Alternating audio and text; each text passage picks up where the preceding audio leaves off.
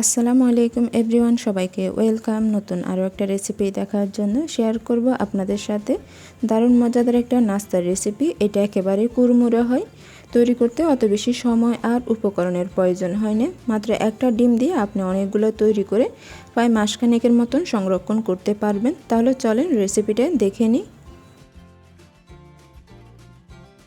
তৈরি করার জন্য আমাদের প্রথমে লাগবে রুম টেম্পারেচারে থাকা একটা ডিমটাকে আমি কাঁটা চামচ দিয়ে হালকা একটু মিশিয়ে নিলাম। এখন এদিকে নিয়ে নিলাম 6 টেবিল চামচ পরিমাণে চিনিগুলোকে আমি একটু গুঁড়া করে নিব। আমি ব্লেন্ডারে করলেও আপনারা কিন্তু শিলপাটায় এই কাজটা করতে পারবেন। যদি চিনিগুলোকে পাউডার করে ব্যবহার করেন তাহলে কিন্তু ডিমের সাথে খুব কম সময়ের মধ্যে এটা মিশে যাবে। আর সরাসরি যদি চিনিটা ব্যবহার করেন তাহলে কিন্তু মিশতে একটু সময় লাগবে। চাইলে সরাসরিও চিনিটা ব্যবহার করতে পারবেন। এখন আমি ডিমের সাথে চিনিটাকে খুব ভালো করে মিশিয়ে নেব। একটু সময় নিয়ে এটাকে মিশিয়ে নিতে হবে। এটা মিশিয়ে নিয়ে নেওয়া কমপ্লিট। এখন আমি এর মধ্যে শুকনো উপকরণগুলো অ্যাড করে নেব। দিয়ে দিলাম 1 কাপ পরিমাণের ময়দা। আপনারা ইচ্ছে হলে সাদা আটাও ব্যবহার করতে পারবেন। সেই সাথে স্বাদ মতো লবণটাও দিয়ে দিলাম। এখন দিয়ে দিব হাফ চা চামচ পরিমাণের কালো জিরে। এই সব কিছুকে খুব ভালো করে মিশিয়ে নিচ্ছি। এর মধ্যে কিন্তু আর কোনো ধরনের উপকরণের প্রয়োজন হবে না। মাত্র এই কয়েকটা উপকরণ দিয়ে আপনি এটা তৈরি করতে পারবেন। প্রথম পর্যায়ে এটা ড্রাই মনে হলেও এটা যদি খুব ভালো করে মিশিয়ে নেন তাহলে কিন্তু এটা পারফেক্ট একটা খামি হয়ে যাবে। তবে একটু সময় নিয়ে এটাকে মথে নেবেন। কিছুক্ষণ এটাকে মেখে নিয়ে নেওয়ার পর এখন আমি এর থেকে অর্ধেকটা নিয়ে একটা রুটি তৈরি করে নেব।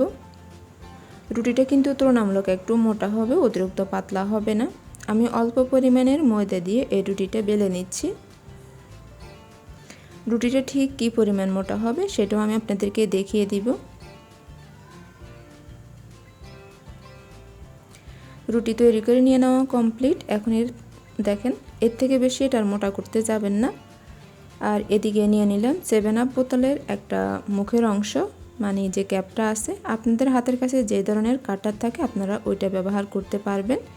এরপর এটাকে আমি চাঁদের অর্ধেকটার মতন করে কেটে নিচ্ছি। যদি স্কিনে খেয়াল করেন তাহলে বুঝতেই পারবেন আর সহজেই তৈরি করে নিতে পারবেন। সেম প্রসেসে আমি সবগুলা কেটে নিব। এখন এগুলোকে আমি তেলে ভেজে নিব।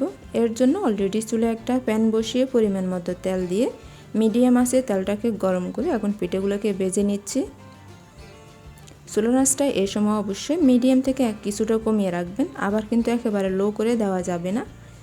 অতিরিক্ত লো দিলে যেমন পিঠাটা ফুলবে না, আর যদি অতিরিক্ত বাড়িয়ে দেন তাহলে কিন্তু এটা কালার চলে আসলেও মচমচে হবে না। যখন এগুলা কিছুটা উপরের দিকে বেশি উঠবে তখন একটা কাঠির সাহায্যে উল্টিয়ে পাল্টিয়ে এগুলোকে পছন্দের কালার অনুযায়ী ভেজে নিব। কিছুক্ষণ পরপর নেড়ে ছেড়ে এটাকে পছন্দের কালার অনুযায়ী ভেজে নিতে পারবেন। আর এটা কিন্তু অতিরিক্ত কালার করা যাবে না। খেয়াল করলে বুঝতে পারবেন এটা কী পরিমাণ ফুলছে আর দেখতে কতটাই সুন্দর লাগতেছে। এখন আমি এটাকে আরও কিছুক্ষণ নেড়ে ছেড়ে ভেজে নামিয়ে নিব। এটা কিন্তু চুলা থেকে নামানোর পর আরও কিছুটা কালার আসবে, তাই আমি এটাকে এই পর্যায়ে এসে নামিয়ে নিলাম।